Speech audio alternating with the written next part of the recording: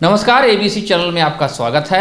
मैं हूं सचिन श्रीवास्तव और आप मेरे साथ देखेंगे आजमगढ़ से जुड़ी खबरें। आइए नजर डाल लेते हैं आज की खास खबरों पर। खबर के प्रायोजक हैं GD global school, Kartarpur bypass, Azamgarh. Admission open. Rama hospital, Naroli, Azamgarh और वुडन टच, भवरनाथ, आजमगढ़।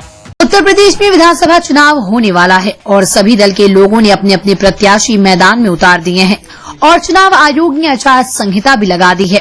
सभी जिले के जिलाधिकारियों को निर्देश भी दिए हैं कि चुनाव आयोग का व कोविड-19 का पालन सख्ती से कराया जाए। लेकिन हम बात कर रहे हैं आजमगढ़ जिले के फूलपुर पवई विधानसभा की। यहाँ सत्ता पक्ष के भाजपा प्रत्याशी रामसूरत राजभर ने सैकड़ों की संख्या में वाहन जुलूस निकाला और कोविड-19 व आचार संहिता का उल्लंघन भी किया। जब जुलूस यात्रा के बारे में भाजपा प्रत्याशी रामसूरत राजभर से बात की गई तो उन्होंने कहा कि हमने किसी भी उद्देश्य से यात्रा नहीं निकाली, जनता अपने आप जुलूस यात्रा निकाली है। हम तो चुनाव आयोग का पालन कर रहे हैं। हम क्या कर सकते हैं? जनता को मार भी नहीं सकते। हम पार्टी को लेकर प्रचार कर रहे हैं और उसी के मुद्दे पर हम चुनाव लड़ेंगे। अब देखना है कि आजमगढ़ जिला प्रशासन इनके ऊपर क्या कार्रवाई करता है या नहीं। रैली निकाली है तो इसका क्या उद्देश्य है? उद्देश्य हम थोड़े निकाले हैं, जनता अपने आप से आ गई है। हमारा उद्देश्य थोड़ी था। तुम तो शासन के जो पालन चुनाव आयोग कर रहे हैं। अब जनता को मार के भगा भी नहीं सकते हैं। फूलपुर से बीजेपी ने आप पर विश्वास किया है जी, तो आप किस मुद्दे को लेके? हम देखिए, हम पार्टी का मुद्दा लेकर प्रचार में जा रहे हैं। एक तरफ गुंडा, हम मुद्दा और गुंडा दोनों है। हम मुद्दे पे जा रहे हैं, एक गुंडे पे प्रत्याशी लड़ता है चुनाव। हमारा मुद्दा होगा, एक तरफ गुंडा होगा। अच्छा, तो फूलपुर के लिए आपके क्या मुद्दे हो सकते हैं? हमारे मुद्दे हो सकते हैं, आज 3 बार रमाकांत पार्लियामेंट का प्रतिनिधित्व किए, 1 बार पार्लियामेंट में कभी नहीं अपने क्षेत्र के लिए बोले। जब सांसद रहे, 4 बार एमएलए रहे, कभी विधानसभा में एक शब्द बता दिए आप, और आपसे पुराने चैनल वाले होंगे, मेरा बहुत बड़ा लंबा सफर रहा है, एक शब्द कभी नहीं किए होंगे। बता दिए एक पुल पुलिया कहीं बनवाए हों। हमारा विकास का मुद्दा रहेगा। हम ये जनता के भी, आप समझिए कि जब 99 में लड़ा था, मैं मन से कहा था अगर प्रतिनिधि काम नहीं करता उसको बदल देना चाहिए। अगर हम क्यों का अगर काम नहीं बदल दे रहे, हमको जितना होगा, जहाँ बहुत पिछड़ा इलाका है और ज्यादा काम करने की कोशिश करेंगे, जितना हो सकेगा। शासन से जितना धन उपलब्ध कराना होगा अपने क्षेत्र में लाएंगे। आगामी विधानसभा सामान्य निर्वाचन 2022 में मतदान प्रतिशत को बढ़ाने के लिए जिलाधिकारी की अध्यक्षता में नेहरू हॉल के सभागार में सीबीएसई पैटर्न्स के प्रिंसिपल प्रबंधकों के साथ बैठक की गई। जिलाधिकारी ने कहा कि जिला अधिकारी, मुख्य विकास अधिकारी तथा अपर जिलाधिकारी द्वारा 5 गांव बूथों को गोद लिया जाएगा। उन्होंने कहा कि इन गांव बूथों के मतदाताओं को जागरूक कर 100% मतदान करने के लिए प्रेरित किया जाएगा। जिलाधिकारी ने सभी निजी सीबीएसई स्कूल के प्रिंसिपल प्रबंधकों से कहा कि कम से कम 5 गांव बूथों को चिन्हित कर वोट मेहंदी प्रतियोगिता का आयोजन कराएं। उन्होंने कहा कि महिलाओं तथा पहली बार वोट देने वाली महिलाओं को अथवा जिसने पिछले चुनाव में वोट नहीं किया हो, उसके हाथ पर मेहंदी और निर्वाचन आयोग का लोगो बनाकर मतदान के लिए जागरूक प्रेरित करें। उन्होंने कहा कि अपनी क्षमता के अनुरूप अधिक से अधिक गांवों को गोद लेकर मतदाता जागरूकता के लिए मेहंदी प्रतियोगिता कराएं। जिलाधिकारी ने कहा कि दिव्यांग महिला, ट्रांसजेंडर तथा ऐसे बूथों को चिन्हित करें जहां पिछले चुनाव में मतदान प्रतिशत कम हुआ था, वहां पर मतदान प्रतिशत बढ़ाने के लिए विशेष अभियान चलाया जाए। उन्होंने कहा कि दिव्यांग मतदाताओं को प्रोत्साहित कर मतदान के लिए प्रेरित करें। जिलाधिकारी ने कहा कि टाउन एरिया में भी मतदान प्रतिशत को बढ़ाने के लिए मेहंदी प्रतियोगिता कराई जाए। जिलाधिकारी ने ब्लॉकचेन टेक्नोलॉजी का प्रयोग करने की भी निजी विद्यालयों के प्रबंधकों से अनुरोध किया। जिलाधिकारी ने कहा कि जिला प्रशासन इस अभियान के लिए निःशुल्क अधिक से अधिक सहयोग प्रदान करेगा।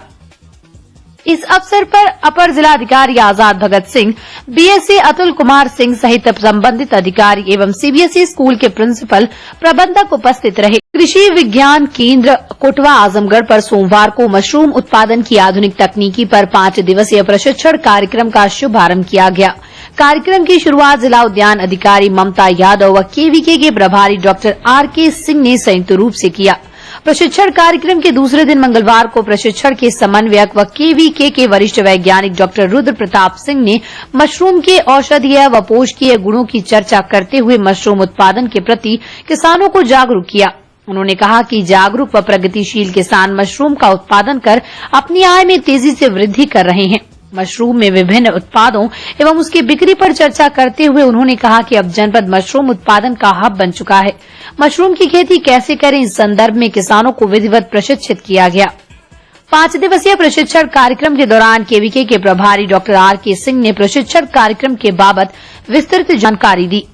ये हमारा 5 दिवसीय प्रशिक्षण है और इसमें 5 दिन में आज हमारा दूसरा दिन है और इसमें हम यहाँ प्रशिक्षण के उपरांत भी हमने जो हमारा शेड्यूल है वो जहाँ पर मशरूम उत्पादन हो रहा है, जैसे हमारा जो ठेकमा विकास खंड में सराय पलटू क्षेत्र है वो वहाँ तक है। साथ ही साथ जो शहर से जुड़े हुए जो किसान हैं जिन्होंने इस साल इस व्यवसाय को अपनाया हुआ है, जो हमारा सितंबर में 9 से 13 तक जो प्रशिक्षण था, उस प्रशिक्षण को लेने के बाद जिन लोगों ने मशरूम उत्पादन शुरू किया उनके यहाँ भी हम इनको ले जा करके दिखा करके इनके मनोबल को बढ़ाएंगे, इनके ज्ञान की क्षमता को बढ़ाएंगे, ताकि ये अभी जो हमारा समय बाकी है मई तक का, उसमें ये मशरूम की जो दूसरी प्रजातियां हैं जो गर्मी तक भी पैदा होती हैं उनको भी उनकी खेती कर करके ये कुछ आमदनी कर सकें। इस उत्पादन के बाद मार्केटिंग की जो व्यवस्था होती है वो किस तरह से आप लोग इनको बताते हैं कि मार्केटिंग कैसे की जाए?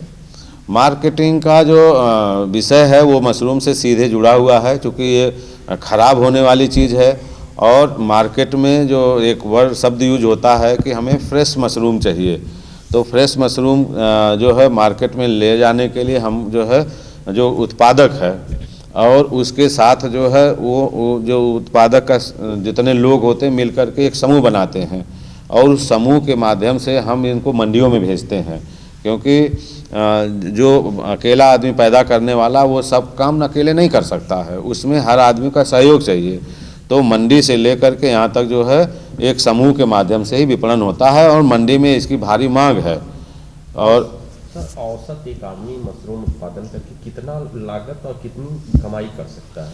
यस, जो अगर एक जो यूनिट बनती है जिसको हम एक झोपड़ी वो बोलते हैं यहाँ की भाषा में, तो वो 60 गुणे 40 फीट की होती है और अगर वो सही मैनेज है तो उससे प्रतिदिन जो है 1.5 से 2 कुंटल तक अधिकतम जो है सीजन के अनुसार जो है हम पैदावार ले लेते हैं। तो अगर हम उसको औसत माने कि अगर हम 1.5 कुंटल निकल रहा है हमारा, तो 1.5 कुंटल का मतलब हो गया कि जो है वो हमारा 15,000 का मशरूम निकला जो है, तो 15,000 में जो है 60% जो है वो बचत होती है। जो सेविंग है हमारी वो 60% की है, 40% हमारा खर्च आता है। तो उस तरह से करीब 9-10 हज़ार रुपये 9,000 रुपये जो है जो मशरूम ग्रोवर हैं उनको मिल जाता है, बाकी खर्च में चला जाता है, चूँकि इसमें जो श्रमिक हैं वो ज़्यादा लगते हैं। चूँकि उत्तर प्रदेश महिला शिक्षक संघ ने मंगलवार को संघ का प्रथम स्थापना दिवस हर्षोल्लास पूर्वक मनाया। इस अवसर पर शहर के एक होटल में भव्य समारोह का आयोजन किया गया, जिसमें मुख्य अतिथि के रूप में जिला बेसिक शिक्षा अधिकारी अतुल कुमार सिंह उपस्थित रहे। कार्यक्रम को संबोधित करते हुए जिला बेसिक शिक्षा अधिकारी ने संगठन के कार्यों की प्रशंसा करते हुए कहा कि महिलाओं का संगठित होकर अपनी समस्याओं का समाधान निकालने का प्रयत्न करना हमेशा से बहुत अनिवार्य है और आवश्यक रहा है। इस संदर्भ में आजमगढ़ जनपद महिला शिक्षक संघ के प्रयास प्रशंसनीय हैं। आज 8 फरवरी 2022, जैसा कि सब लोग जानते हैं, शिक्षक संघ जो हमारी महिला शिक्षक संघ है उसका ये प्रथम वार्षिकोत्सव के रूप में मनाया जा रहा है जनपद आजमगढ़ में, जिसमें हम देख रहे हैं कि ये महिलाओं के बेसिक शिक्षा में संबंधित समस्याओं को एक संगठित रूप से उठाने का प्रयास शिक्षक संघ द्वारा किया जा रहा है। विगत 6 महीने से इस जनपद में मैं बेसिक शिक्षा अधिकारी के रूप में कार्यरत हूँ और जब से मैं ये बेसिक शिक्षा विभाग में यहाँ जनपद में बेसिक रूप में पदस्थापित हुआ, तब से ये शिक्षक संघ महिलाओं की, चाहे वो CCL, मेडिकल, मैटरनिटी या अब वर्तमान में चुनाव के समय में चुनाव की जो डबल ड्यूटी बच्चों के जो पति पत्नी दोनों रूप में कार्यरत हैं यहाँ पे, तो उनकी ड्यूटी से लेके जो भी समस्याएं इनके पास आती हैं वो हमसे अनवरत रूप से वार्ता करके हम लोग एक सामूहिक रूप से उस समस्या का समाधान निराकरण करने का प्रयास करते हैं। मैं समझता हूं कि पिछले 6 महीने में हम लोगों ने महिला शिक्षिकाओं से संबंधित जितनी भी समस्याएं आती रही है क्रमिक तरीके से हम लोगों ने उसका निस्तारण बेहतर ढंग से किया है। इस संगठन का जो रूप है, जो रूपरेखा है, आज मैंने उसे व्यापक विस्तार रूप से यहाँ पे देखा गया। तो सबसे महत्वपूर्ण विषय यह है कि अपनी समस्याओं को चिन्हित करना और चिन्हित करके समुचित पटल पे उस समस्या को उठाना ताकि उसका निस्तारण कर सके। तो ये संगठन, इस बात में मैं इसकी तारीफ करता हूँ, इसकी खुशामद करता हूँ कि अपने बीच की समस्याओं को बहुत ही सलीके से इन्होंने चिन्हित किया और क्रमिक तरीके से सक्षम पटल पर निस्तारण के लिए प्रयास किया। और इसके जितने भी प्रयास हुए मेरे स्तर से सराहनीय रहे और हमने अपने स्तर से जितना भी पॉजिटिव हो कि इनके बारे में सोच के हम कदम बढ़ा सकते थे, हमने वो सारे काम किए। स्थापना दिवस के उपलक्ष्य में आयोजित सम्मान समारोह के अंतर्गत बेटी कुल का गौरव सम्मान असिस्टेंट प्रोफेसर के रूप में चयनित पलहनी ब्लॉक की अध्यापिका नीतू राय और पीसीएस अधिकारी के रूप में चयनित सटिया ब्लॉक की अध्यापिका शशि सिंह को दिया। मुख्य अतिथि जिला बेसिक शिक्षा अधिकारी अतुल कुमार सिंह ने सम्मान शिक्षिकाओं को प्रदान किया। कार्यक्रम में समस्त जिला कार्यकारिणी और जनपद के 13 ब्लॉकों में गठित कार्यकारिणी के सभी सदस्य उपस्थित रहे। जिला अध्यक्ष शिखा मौर्य ने कहा कि संघ का उद्देश्य महिलाओं को आगे लाना है। संगठन का प्रयास रहेगा कि आगे भी और वृहद पैमाने पर समारोह आयोजित करें। आज हमारा कार्यक्रम ये है कि हमारे संगठन को उत्तर प्रदेश महिला शिक्षक संघ का आज स्थापना दिवस है। आज 1 साल पूरे हुए हमारे संगठन को, तो उसी के उपलक्ष्य में हम लोग यहाँ पर उसका स्थापना दिवस मना रहे हैं। और इसके साथ ही हमने स्थापना दिवस के साथ ही हमने एक सम्मान भी किया है, जो कि हम चाहेंगे कि आने वाले वर्षों में भी स्थापना दिवस पर हम ये सम्मान दें महिलाओं को। हमारे उस सम्मान का नाम है बेटी कुल का गौरव सम्मान। तो ये हमने आज हमारे जो बेसिक शिक्षा से जो शिक्षिकाएं आगे गई हैं, जैसे उसमें एक लोग पीसीएस अधिकारी हुई हैं, उनको सम्मानित किया गया और एक असिस्टेंट प्रोफेसर हुई हैं, तो उनको सम्मानित किया गया है। आज इस संगठन को बनाने का मेन उद्देश्य क्या है? ये महिला शिक्षिकाओं की समस्याओं को लाना पटल पे, जहाँ से इनका समाधान हो सके, और महिलाओं के प्रतिनिधित्व को बढ़ाना ताकि वो भी आगे आ सकें। यही संगठन का उद्देश्य है। इसमें चुनाव चल रहा है, महिलाएं कई ड्यूटी लगी हुई है, चीज को इस पे क्या करना है? चुनाव में जो ड्यूटी लगी, तो चुनाव में ड्यूटी महिलाएं करेंगी। जो ड्यूटी योग्य महिलाएं हैं वो ड्यूटी करेंगी, लेकिन जिनको समस्याएं हैं, जैसे जो गर्भवती हैं, जिनके छोटे बच्चे हैं, तो उन लोगों को हम प्रयास कर रहे हैं लगातार डीएम और एसडीओ सर से मिलकर कि उनको ड्यूटी से मुक्त कर दिया जाए। बाकी महिलाएं ड्यूटी करेंगी, जो ड्यूटी योग्य हैं वो करेंगी। फायर ब्रांड नेता असदुद्दीन ओवैसी की पार्टी और इंडिया मजलिस-ए इत्तेहादुल मुस्लिमीन यानी AIMIM अखिलेश यादव के गढ़ आजमगढ़ में परिवर्तन मोर्चा के साथ मिलकर जिले की सभी 10 विधानसभा सीटों पर विधानसभा चुनाव लड़ेगी। मंगलवार के दिन शहर के बिलरिया की चुंगी क्षेत्र में आयोजित प्रेस वार्ता के दौरान पार्टी के जिला अध्यक्ष नदीम आरिफ ने बताया कि AIMIM गठबंधन ने अब तक जिले की 9 विधानसभा सीटों पर प्रत्याशी घोषित कर दिए हैं। सिर्फ मुबारकपुर सीट पर प्रत्याशी घोषित किया जाना बाकी है।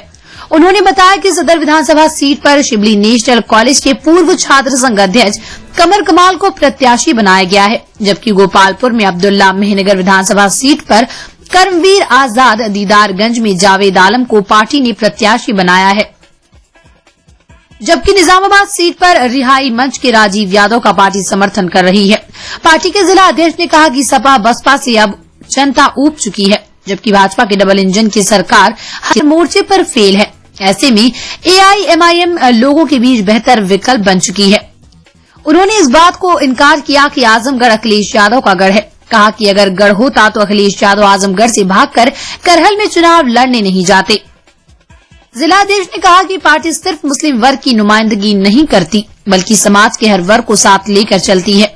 यही कारण है कि यूपी चुनाव में टिकट वितरण में हर वर्ग के लोगों को टिकट दिया गया है। प्रेस वार्ता के दौरान सदर विधानसभा सीट से प्रत्याशी बनाए गए 2017 के शिबली कॉलेज के छात्र संघ अध्यक्ष रह चुके कमर कमाल ने कहा कि आजमगढ़ सदर में पिछले 40 साल से कोई विकास कार्य नहीं हुआ है। यहां तक कि सदर विधायक दुर्गा प्रसाद यादव के घर तक जाने वाला रास्ता भी गड्ढों में तब्दील है। शिक्षा स्वास्थ्य के साथ खिलवाड़ किया जा रहा है और इन्हीं सब बुनियादी मुद्दों को लेकर हम चुनाव लड़ रहे हैं।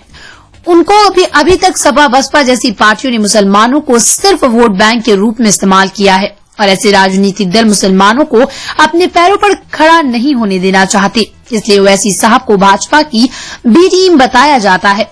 कहा कि सीए एनआरसी जैसे मुद्दे पर सेकुलर दल बेनकाब हो चुके हैं। इन्होंने हमारा साथ नहीं दिया।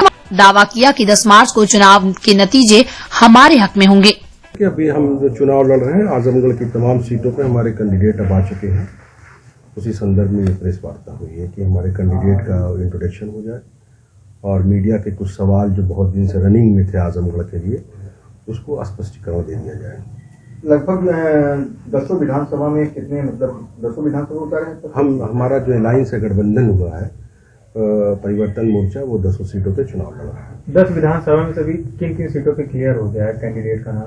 तकरीबन सिर्फ अभी मुबारकपुर एक के बची हुई है और मुझे लगता है 9 सीटों पे हो गया। कौन कौन लोग हैं अभी? जैसे अभी सदर से हमारे कमर कमाल साहब हैं, गोपालपुर से हमारे अब्दुल्ला साहब हैं, मेहनगर से करमवीर आज़ाद हैं, दीदारगंज से जावेद आलम हैं और निज़ामबाद से हमने उनको दिया है राजीव यादव को समर्थन किया है रिहाई मंच वालों को और 4 सीट अतरौलिया, सगड़ी, लालगंज और फूलपुर ये जन अधिकार वालों का है। ये लिस्ट कल मिल जाएगी। जनता का कितना समर्थन मिल रहा है आपकी पार्टी को? जनता का तो हमको लगता है कि एक बहुत बड़ा विकल्प बन के हम सामने आ रहे हैं क्योंकि सपा बसपा यहाँ पे रही और एक बार सपा रही फिर बसपा रही और कोई हमारे ज़िले का कोई काम हो नहीं पा रहा है तो जनता उबी हुई है और भारतीय जनता पार्टी की सरकार डबल इंजन की उसे नौजवान, व्यापारी, महिला,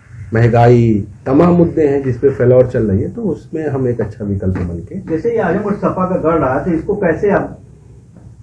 आजमगढ़ सपा का गढ़ था ये मैं भी मानता हूँ और मैं माइनॉरिटी उसके साथ आज 4 मरतबा मुख्यमंत्री बनाई है। मुलायम सिंह यादव एक बार सांसद रहे, एक बार हमारे अखिलेश जी यहाँ से सांसद रहे, लेकिन उन्होंने हमेशा आजमगढ़ को इग्नोर किया है।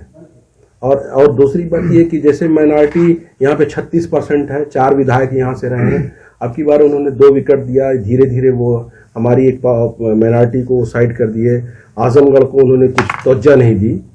अभी आजमगढ़ से वो चुनाव लड़ने की बात की है, जब उनका विरोध होने लगा तो करहल भागे।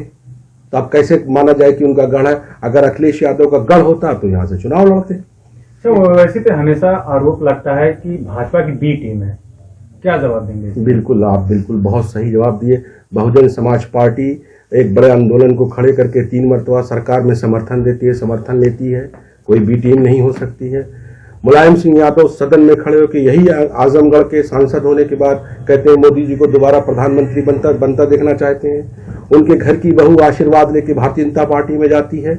अखिलेश यादव के, आदित्यनाथ योगी के तमाम ट्यूनिंग बने रहते हैं, वो बी टीम नहीं है। माइनॉरिटी की कभी कोई क्यादत खड़ी होने की कोशिश किया तो उसे बी टीम कहा जाता है।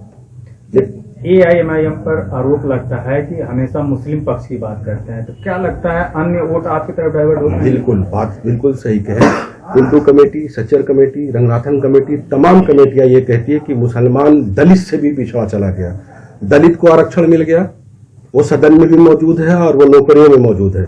मुस्लिम के पास कोई आरक्षण नहीं। तमाम पार्टियां इस बात पे खामोशी अपना लेती हैं। तो MIM उन बहुत पिछड़े लोगों के लिए अगर बात करती तो क्या गलत है? बाकी हम शोषित वंचित समाज को लेके चल रहे हैं। हमारे टिकट बंटवारे को देख लीजिए, पंडित, ठाकुर, बनिया, कुहार, लोहार, धोबी, नाऊ, हर बिरादरी जो शोषित वंचित है तमाम लोगों को टिकट बंटवारे में दिया। जैसे आपको प्रत्याशी उठाए हैं आप तरफ से या 10 विधानसभा में, तो क्या मुस्लिम वोट कन्वर्ट होगा? मुस्लिम वोट तो कन्वर्ट नहीं होगा। मुस्लिम वोट एक तरफा जा रहा है। मुस्लिम वोट एक तरफा जा रहा है, ये एकदम 100% है। और मैं ये जानना चाहता हूं कि जब से माननीय नरेंद्र मोदी की सरकार बनी है, मुस्लिम मुद्दे सांसद में आते रहे, NRC का मुद्दा रहा हो, 3 तलाक का मुद्दा रहा हो, तमाम मुद्दे पे तमाम लोग खामोश थे। सिर्फ बैरिस्टर असदुद्दीन ओवैसी ने उन्होंने 5 साल आवाज उठाई। तो हमको लीडरशिप ऐसी चाहिए जो हमारा प्रतिनिधित्व कर सके। तो MIM तो एकदम 100% हकदार है माइनॉरिटी की तरफ वोट पाने का। मैं पूर्व छात्र संघ अध्यक्ष शिबली कॉलेज 2017 में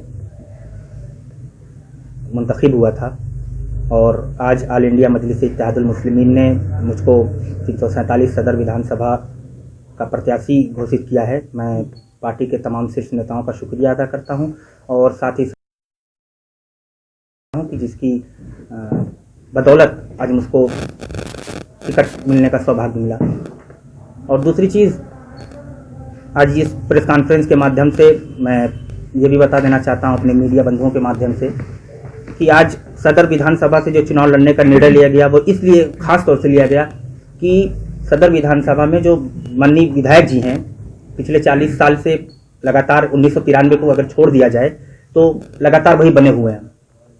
इन 40 साल के कार्यकाल में आप लोग भी ग्राउंड पे रहे होंगे और जनता भी देख रही है, जो उनके घर तक रास्ता जाता है, चारों तरफ से जो उनके घरों की तरफ आने वाला रास्ता है वो भी गड्ढों में तब्दील है, वो भी गड्ढों में तब्दील है। और दूसरी चीज, हम जिस कम्युनिटी से हम बिलोंग करते हैं, जिस बिरादरी से हमारा ताल्लुक है, हम वोट बैंक के रूप में इस्तेमाल तो किए जाते रहे हैं अब तक आज़ादी के बाद से, और ये सपा और ये बसपा हमको लगातार इस्तेमाल करती आ रही है। लेकिन जब हमारे कोई मसले मसाइल होते हैं, चूंकि हमने कभी बीजेपी की तारीफ नहीं की, हमने कभी बीजेपी का साथ नहीं दिया, तो हम बीजेपी से कोई तवक्को भी नहीं रखते, कोई उम्मीद भी नहीं रखते और रखना भी नहीं चाहिए। हमने जिनका साथ दिया, हमने जिनको अपना रहबर अपना रहनुमा चुना, उन्होंने किसी भी मुद्दे पर हमारा साथ नहीं दिया। जैसे अभी सदर साहब बता रहे थे कि चाहे वो CA/NRC का मसला हो, मैं इसी CA/NRC की बात बता देना चाह रहा हूं। अभी गुज़िश्ता 2 साल पहले 2020-21 को 16 दिसंबर को जो हम लोग प्रोटेस्ट कर रहे थे आवास विकास चौराहे पर, अब तमाम लोग मीडिया के बंधु भी मौजूद थे वहां पे, तो वहां पे भी हमने तमाम नाम नेहाद सेकुलर पार्टियों के चेहरों को देख लिया, बेनकाब होते हुए देखा। मुसलमान अगर वोट करे तो बहुत अच्छा, अगर मुसलमान अपना अधिकार और अपना हक मांगे तो कट्टर। ये परिभाषा तो समझ में नहीं आ रही है। और दूसरी चीज, जैसे अभी चंद दिनों पहले यानी 3 फरवरी को हमारे सदर साहब के ऊपर हमला किया गया, आप लोग जानते ही हैं बहुत अच्छी तरीके से, तो कहीं न कहीं एक और चेहरा बेनकाब हुआ कि ये लोग कहीं से भी मुसलमानों को एक प्लेटफॉर्म पे खड़े होता नहीं देखना चाहते। हमारे ऊपर हमारे पांव में जंजीरें डाल दी जाती हैं, कभी कानून की शक्ल में, कभी पॉलिटिकल पार्टियों के इग्नोरेंस की शक्ल में, हत्ता कि हर तरीके से हमको इग्नोर किया जाता है। तो जिस जगह से बिलोंग करता हूं, मेरी पहली पहचान एक इदारा रहा है, एक तालीम का सेंटर रहा है। आप जिले में नजर उठाकर देख लीजिए, शिबली कॉलेज 100 साल से ऊपर का इतिहास समेटे हुए है और 100 सालों में 40 साल जो सदर मौजूदा विधायक हैं, क्या हकीकतन आप बताइएगा कभी इन्होंने आवाज बुलंद की? क्या आजमगढ़ को विश्वविद्यालय की जरूरत नहीं थी? आज तक इनकी आंखें नहीं खुली? क्या आजमगढ़ को स्वास्थ्य की बेहतर जरूरत नहीं थी? आप चले जाइए, हम अभी हाल का वाकया बता दे रहे हैं, PGI के नाम पे आप चले जाइए, वहां मरीजों को भर्ती किया जाता है, 2-2 दिन तक कोई पूछता नहीं। इसका जिम्मेदार कौन है? स्वास्थ्य के साथ हमारे खिलवाड़ हो रहा है, हमारी शिक्षा के साथ खिलवाड़ हो रहा है, हमारे आवागमन के जो संसाधन है, जो साधन है, उसके साथ खिलवाड़ हो रहा है। कभी कोई चीज, आप ये बाढ़ का मौसम था, ये बाढ़ जो बरसात में आपने देखी होगी कि शहर के हर गली हर मोहल्ले में आपको पानी नजर आया होगा। कहां थे विधायक जी? कहां थी और तमाम पॉलिटिकल पार्टियां जो विकास का नारा दे रही हैं? कितना जन समर्थन मिल रहा है?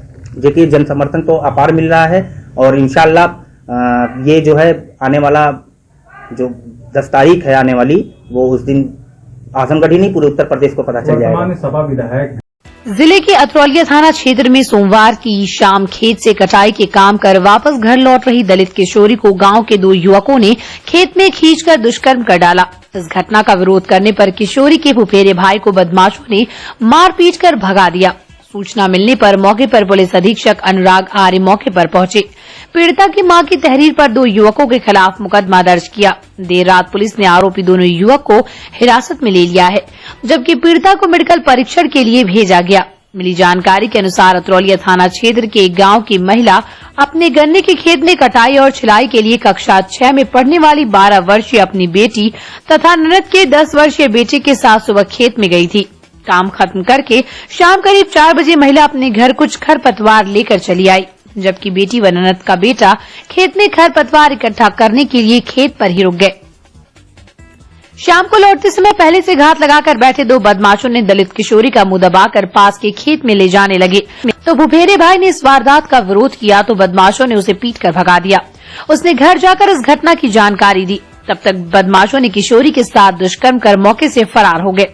किशोरी ने आपबीती की जानकारी घर वालों को दी। प्रभारी निरीक्षक रमेश कुमार ने घटनास्थल पर पहुंचकर मामले की छानबीन की। जानकारी होने पर पुलिस अधीक्षक अनुराग आर्य भी मौके पर पहुंच गए।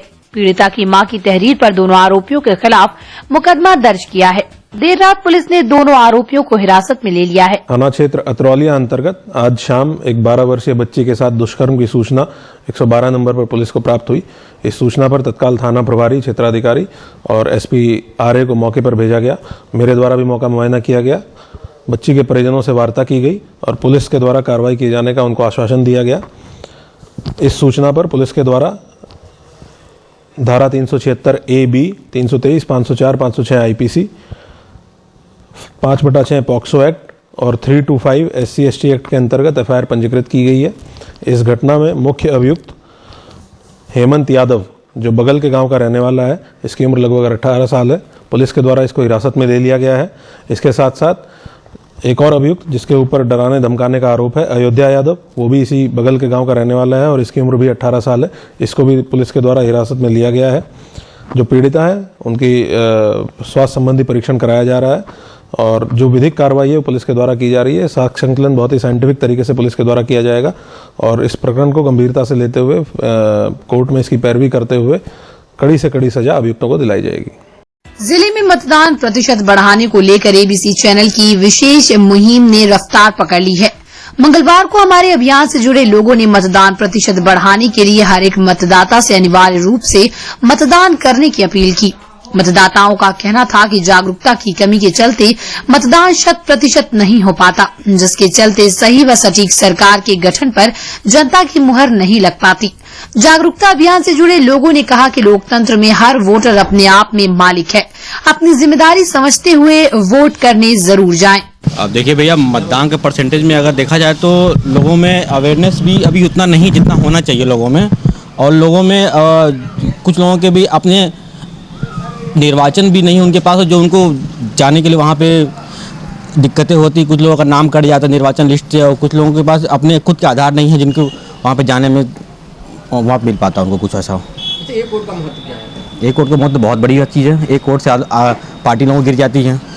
एक वोट का महत्व बहुत ही ज़्यादा लोगों के लिए है। तो लोग मतदान के दिन क्यों नहीं वोट करने जाते? 100% अब देखिए भैया, क्या उसमें कहना क्या है कि लोग थोड़ा सा अवेयर कम हैं। लोग अपने घर से निकलना नहीं चाहते हैं। लोगों को जगाना पड़ता है, आप चलो वोट के लिए। उनको अपने वोट की महत्वता खुद नहीं पता है कि हम एक वोट डालेंगे तो हमारे लिए कितनी बड़ी चीज़ हो जाएगी वो। तब मतदान लोगों से क्या अपील करना चाहेंगे? मैं देखिए भैया, मैं तो लोगों से ये अपील करना चाहूँगा कि आप लोग जागरूक होकर आप लोग मतदान देने जाएँ, जरूर जाए। अपने साथ अपने घर वालों को भी लेके जाए जिनका लिस्ट में नाम है। मतदान तो ऐसे आजकल परसेंटेज बढ़ ही रहा है, पर कुछ लोग जागरूक नहीं है, वोट का अहम नहीं जानते कि इसको वोट देना चाहिए। तो लोगों को जागरूक करना, इसके लिए ज़्यादा मेरे को लगता है कि जागरूक करना चाहिए। एक वोट का महत्व क्या है? एक वोट से सरकार बन सकती है और गिर भी सकती है, यह है महत्व। अच्छा, लोग मतदान देने नहीं जाते, घरों में रहते हैं, उनसे क्या अपील करना चाहिए? मैं यही कहना चाहूँगा कि ये आपके पास मौका है एक सही सरकार चुनने का, इसको गवाएं नहीं और अपना वोट जरूर दें। मुद्दा क्या होना चाहिए इस चुनाव में? क्या कैसी सरकार होनी चाहिए, कैसे लोग होने चाहिए? इस सरकार तो ऐसी होनी चाहिए कि जो विकास करे, रोजगार दे और साथ के साथ सुरक्षा दे। मतदान के लिए लोगों को हमको जागरूक करना पड़ेगा और जो मतदाता जागरूकता के कार्यक्रम चला करके, क्योंकि आज जो सरकारें बन रही हैं वो कम मतदान की वजह से जो है कभी कभी गलत लोग जो है चुन लिए जाते हैं और बाद में हम लोग इसकी शिकायत करते रहते हैं कि हमारा जनप्रतिनिधि सही नहीं है। क्योंकि मैक्सिमम इंटेलेक्चुअल क्लास और अक्सर करके व्यापारी वर्ग में भी देखा गया है कि लोग ज़्यादातर वोट देने के लिए नहीं जाते हैं। वोट देने वाला तबका ज़्यादातर मेजॉरिटी जो है वो छोटे लोग रहते हैं। तो छोटे लोग जो होते हैं वो अपने उतनी मतलब बौद्धिक समझ नहीं होती है उनमें, और फिर उसके बाद गलत जनप्रतिनिधि चुन लेने के बाद फिर 5 साल तक हम उसको झेलते हैं। तो बेहतर यही होगा कि हम सबको जागरूक करें कि अगर सही कैंडिडेट है तो हम उसको वोट दें और ये ना सोचें कि 4 में से अगर है तो बेटर कौन है। अगर बेस्ट कोई मिलता है तो वोट दें उसको, नहीं तो फिर मेरा तो यही विचार है कि बल्कि उसके नोटा जो है वो कर देना चाहिए। तो मतदान जरूर करना चाहिए। हाँ, मतदान जरूर करना चाहिए। अपना मत देना जो है वो मस्ट है। हर भारत के नागरिक का कर्तव्य है कि हम अपना वोट जरूर कास्ट करें। जब महिलाएं अक्सर वोट करने नहीं जाती हैं, आलस बन करती हैं कि ये वोट देने से कहा था, तो उनको क्या? देखिए, ऐसा है कि महिलाएं वोट देने नहीं जाती हैं ऐसी वजह नहीं है। अक्सर करके ऐसा होता है कि जो भी प्रतिनिधि जनता के सामने आते हैं, किसी भी पार्टी से लाए जाते हैं, तो मैंने देखा है कि बहुत ऐसी छवि वाले कैंडिडेट नहीं होते कि जिसको लोग बहुत पसंद करें। तो हमेशा कैंडिडेट ऐसा हो जो जिसके अंदर कुछ ऐसा हो कि वो आपको प्रेरित कर सके कि हाँ, आप उसके पक्ष में मतदान कीजिए। अगर इस तरह के प्रतिनिधि होंगे तो मुझे नहीं लगता है कि कोई भी व्यक्ति जो है वो उदासीन हो सकता है। अच्छा, लोगों को क्या अपील करना चाहेंगे मतदान के प्रति? लोग मतदान करें और मेरा यही जो है मानना है कि हर व्यक्ति को मतदान करना चाहिए। अपना मताधिकार जो हमारा राइट है, जो हमको कॉन्स्टिट्यूशन से राइट मिला हुआ है, हमको चाहिए कि हम मतदान करें, सही कैंडिडेट का चुनाव करें, जिससे अपनी मनपसंद की सरकार बन सके, ताकि हम 5 साल तक हम आराम से हम अपना जीवन व्यतीत कर सकें।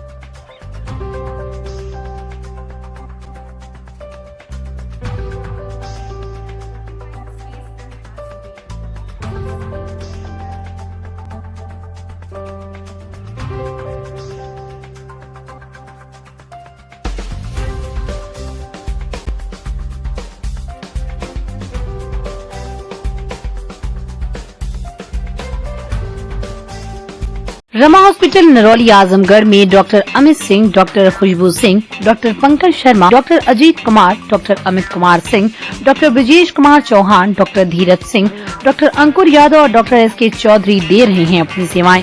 सभी प्रकार की ऑपरेशन की सुविधा, ICU, ICCU, 24 घंटे इमरजेंसी, वेंटिलेटर युक्त ambulance, blood bank, digital x ray, cath lab एवं डायलिसिस की सुविधा उपलब्ध।